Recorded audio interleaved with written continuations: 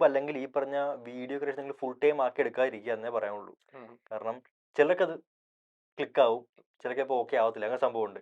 അപ്പോൾ നിങ്ങളിപ്പം ഉള്ള ജോലി കളഞ്ഞിട്ട് ചെയ്യുന്നതിലും ബെറ്റർ ഒരു പാഷൻ ആക്കി എടുത്തിട്ട് നിങ്ങൾ ഇടയ്ക്കൊക്കെ ചെയ്യുക. കാരണം ഞങ്ങൾ പണ്ട് ചെയ്തുകൊണ്ടിരുന്നത് അങ്ങനെയാണ്. ഞാൻ എഡിറ്റ് ചെയ്തുകൊണ്ടിരുന്ന ആളായിരുന്നു ഞാൻ പണ്ട്. ഉം. ഉം. ഇയാൾ അക്കൗണ്ടന്റ് ആയിരുന്നു. ഉം. ഞങ്ങളുടെ വർക്കിന് ശേഷം ഞങ്ങൾ നൈറ്റ് മൊത്തം കുത്തിയിരുന്ന് വീഡിയോ ഷൂട്ട് ചെയ്യും ഞങ്ങൾ. അത് ഒത്തിരി താമസിച്ചുകൊണ്ടിരുന്നു ഞങ്ങൾ. ഞങ്ങളൊരു 6, 6:30 ആകുമ്പോഴത്തേക്കും അല്ലെങ്കിൽ 7 ആകുമ്പോൾ വർക്കെല്ലാം കഴിഞ്ഞിട്ട് ഞങ്ങൾ ഷൂട്ട് സ്റ്റാർട്ട് ചെയ്യും. നൈറ്റ് ഒരു പറഞ്ഞ പോലെ അല്ലെങ്കിൽ വെളുപ്പിനെ വരെ ഷൂട്ട് ചെയ്തുകൊണ്ടിരിക്കും, എഡിറ്റ് ചെയ്യും. ഉം. പിന്നെ വീണ്ടും കിടന്നുറങ്ങി രാവിലെ വീണ്ടും വർക്കുണ്ട്. അങ്ങനെ ഇരിക്കുമായിരുന്നു. വൺസ് ഞങ്ങളൊരു 2 ലാക്ക് ഒക്കെ ഫോളോവേഴ്സ് അല്ലെങ്കിൽ സബ് ഒക്കെ ആയതിനു ശേഷമാണ് ഞങ്ങൾ ഈ പറഞ്ഞ ഓക്കെ നമുക്കിനി ഫുൾ ടൈം ആയിട്ട് ഇറങ്ങാം, അല്ലെങ്കിൽ നമുക്ക് ഇത്രയും വ്യൂ ഉണ്ട്, നമുക്കൊരു ഇൻകം നമുക്ക് കിട്ടും എന്ന് മനസ്സിലാക്കിയത്.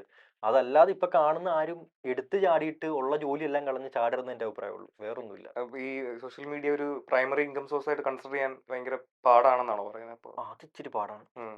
കാരണം കൺസിസ്റ്റൻസി വേണം, ഓക്കെ. നന്നായിട്ട് ഹാർഡ് വർക്കും ചെയ്യണം.